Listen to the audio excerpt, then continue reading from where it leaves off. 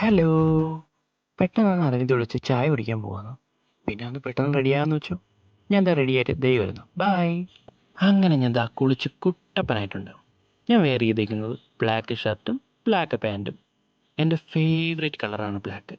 അതുകൊണ്ട് തന്നെ ഞാൻ എവിടെ പോയാലും ബ്ലാക്ക് ഇടാനേ നോക്കുള്ളൂ. പിന്നെ എൻ്റെ ഹെയർ അതെന്നെ പോലെ തന്നെ. പറഞ്ഞാൽ ഒട്ടും കേൾക്കത്തില്ല. എത്ര സെറ്റ് ചെയ്യാൻ നോക്കിക്കഴിഞ്ഞാലും സെറ്റാകത്തില്ല. ഭയങ്കര വാശിക്കാരനാണ്. പിന്നെ ഇതെൻ്റെ ഫേവറേറ്റ് റിങ്ങാണ്. ഞാൻ എവിടെ പോയാലും ഈ റിങ് വെയർ ചെയ്യും. അങ്ങനെ ഞാൻ റെഡി ആയിക്കൊണ്ടിരിക്കുകയാണ്.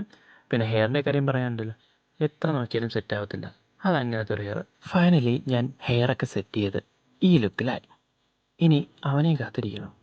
എപ്പോൾ വരുമോ എന്തോ. അങ്ങനെ അരവിന്ദ് എത്തി. ഞാൻ പുറത്തിറങ്ങിയപ്പോൾ ഞാനും വരുന്നു എന്നുള്ള വാശിയായി ഇവന്. ഞാനില്ലെന്ന് പറഞ്ഞു. ഞാൻ വണ്ടി കയറി. പോകുന്ന വഴിക്കാണെങ്കിലോ നല്ല ക്ലൈമറ്റ്. അപ്പോൾ തന്നെ അരവിന്ദ് പ്ലാന് മാറ്റി. നമുക്ക് ശംഖുമുഖം പോയാലോ?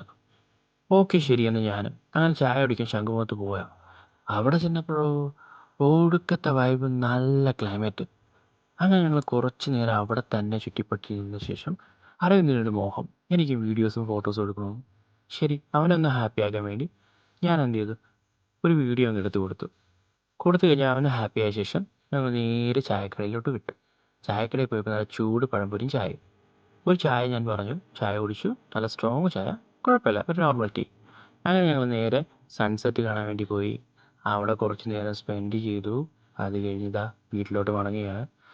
അവനെ കൊണ്ടുപോകത്തുള്ള ദേഷ്യം മൊത്തം എന്നോട് തീർത്ത ശേഷം അങ്ങനെ ഞാൻ വീട്ടിലെത്തി.